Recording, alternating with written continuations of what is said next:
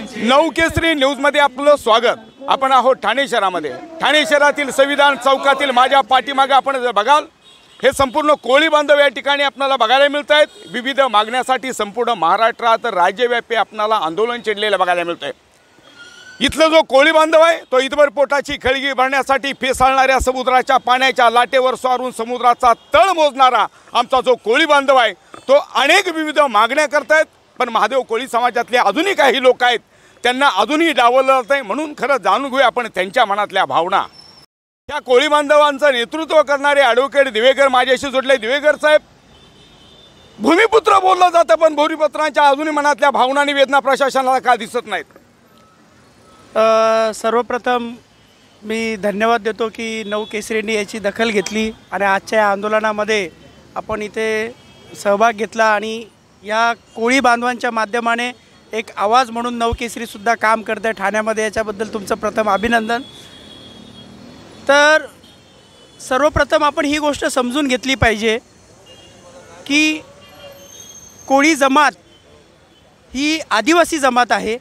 ही या देशातील मूळ निवासी आहेत, या देशाचे मालक आहेत। मुळातच आदिवासी समाजाचा अर्थ जर समजून घेतला तर आदिवासी हा एक शिकारी जमात आहे आणि शिकार करणं हा त्यांचा धर्म आहे।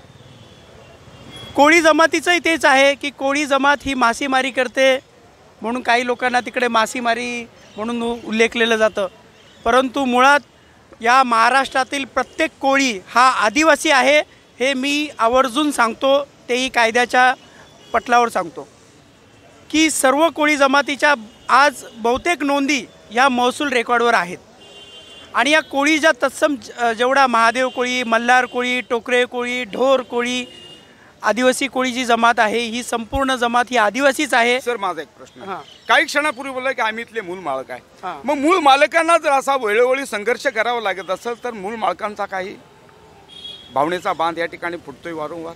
हो, होतोय ना, नक्कीच होतोय। कारण की जर ह्या मूळ निवासींनाच कुठेतरी त्यांना या मालक असताना त्यांना जर या देशामध्ये मागणी करावी लागते, आज जी मिळणारी गोष्ट आहे, जी संविधानाने दिलेली गोष्ट आहे ती त्यांना आज मागावी लागते, हीच फार मोठी शोकांतिका आहे। मुंबई आमची, आम्ही मुंबईचे, मुंबईचा सगळ्यात मोठं वैभव आहे तिथले कोळी बांधव आहे, मग तरी देखील वारंवार पुन्हा अशा आंदोलनाचा पवित्रा घ्यावा लागतो। मग प्रशासनातले अधिकारी याची दखल घेत नाहीत का?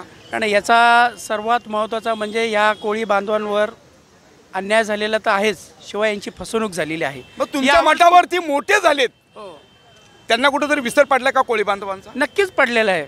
फक्त कोळी आणि भूमिपुत्र ही जी जमात आहे ही यांची वोट बँक म्हणून गिनली जाते आणि त्यांचा वापर फक्त इलेक्शनपुरती केला जातो आणि मोठमोठे आवाज आणि भूमिपुत्रांसाठी आम्ही योजना आणतो, ह्या आणतो, अशा गोष्टींचा आवा आणून या कोळी जमातीची वारंवार धुळपेक आणि फसवणूक झालेली आहे।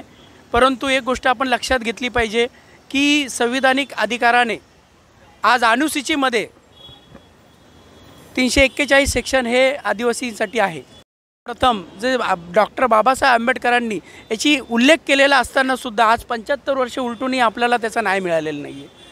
आणि सर्वात महत्त्वाची गोष्ट समजून घेतली पाहिजे की आपण आदिवासी आहोत ही गोष्टीपासून त्यांना परावृत्त करण्यासाठी त्यांना स्पेशल बॅकवर्ड क्लासमध्ये टाकून त्यांचं सर्वात मोठं शोषण आणि फसवणूक झालेली आहे, हे मी इथं आवर्जून सांगतो।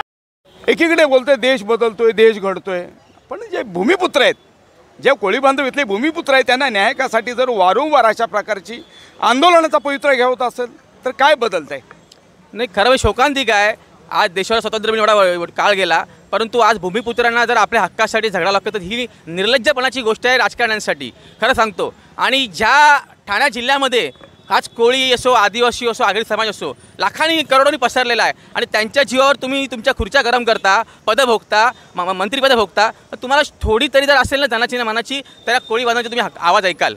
आज गेले 17 दिवस झाले आमचे बांधव इथे बसलेले आहेत, बिचारे उपाशी तापाशी आमच्या त्या ताई बसलेल्या तिकडे, आमचे असंख्य बांधव होते, पण एकही अधिकारी तुम्ही बघता डाव्या साईडला हाकेच्या अंतरावरती जिल्हाधिकारी कार्यालय आहे, तिथूनही नाही ना प्रशासनाचं नाही ना कुठल्या नेते मंडळींचा प्रतिनिधी येत नाही आहे। म्हणजे तुम्ही आम्हाला काय गंटी धरत नाही आहेत का?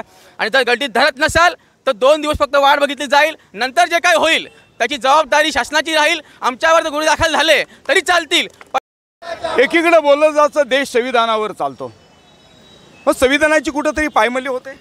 नक्कीच होते, कारण की आमचे मूलभूत अधिकार आहेत.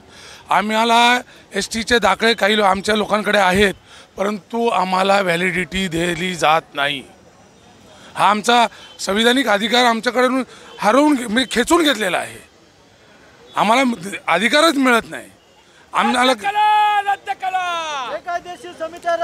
समिती जी आहे, आदिवासी समिती आहे, ती मुळातच म्हणजे ती संविधानाच्या अखत्यारीत येतच नाही आहे. त्यांना जसं असं नेमलेलं आहे की कोळी लोकांनी त्या ठिकाणी जर तुम्हाला दाखले दिले का ते उडून लावायचे.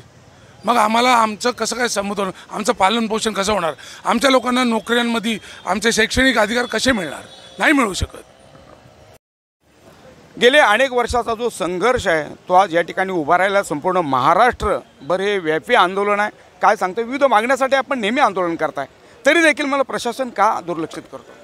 प्रशासनाने हे मुद्दाम जाणून डोळेझाक केलेली असं होतं की आता बघायला गेलं तर बरेचसे आंदोलनं उठलेली आहेत. बऱ्याचशा लोकांनी ज्यांचा अधिकारही नाही, ज्यांचा हक्कही नाही आहे, ज्यांना आदिवासी म्हणून लाज वाटते, अशा लोकांनी आदिवासी म्हणून दाखले मिळवून घेतलेले आहेत. मग आम्ही मूळ आदिवासींनी काय करायचं? आमच्या मूळ आदिवासींचा हक्क जर दुसरा कोणतरी हिरावून येत असेल आणि हे जर आमच्यावरती असं बळजबरी होत असेल तर आम्हाला रस्त्यावर उचलून दुसरं गत्यंतरच नाही आहे.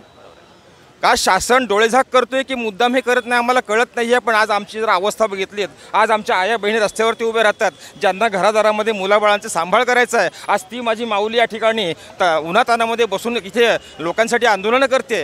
हे काय चाललं आहे? शासनाने हाकेच्या अंतरावर असून सुद्धा आम्हाला या ठिकाणी दाद देऊ नये, ही मोठी शोकांतिका आहे. शासनाचा अधिकारी, मंत्र्यांचा कोणतरी सचिव एकांतरी येऊन आमची दखल घ्यावी. अख्ख्या महाराष्ट्रात हे आंदोलन चालू आहे. अख्खा महाराष्ट्र पेटलेला असताना जर जागेवर कोणीही आम्हाला विचारू नये, एवढे का आम्ही उपरे आहोत? एवढे का आम्ही नालायक आहोत का? आणि म्हणून गेल्या 15 दिवसापासून या ठिकाणी संपूर्ण जे आमचे कोळी बांधव आहे या ठिकाणी आंदोलन करतायत, तरी देखील मात्र प्रशासनाला कुठलाही अधिकारी यांना भेटीगाठीसाठी न आल्यानं या ठिकाणी कोळी बांधवांच्या मनातल्या भावनेचा या ठिकाणी आपल्याला बांध फुटलेला बघायला मिळतोय. Cameraman Ramdas गोपाळेसह reporter Sagar Patil, Thane.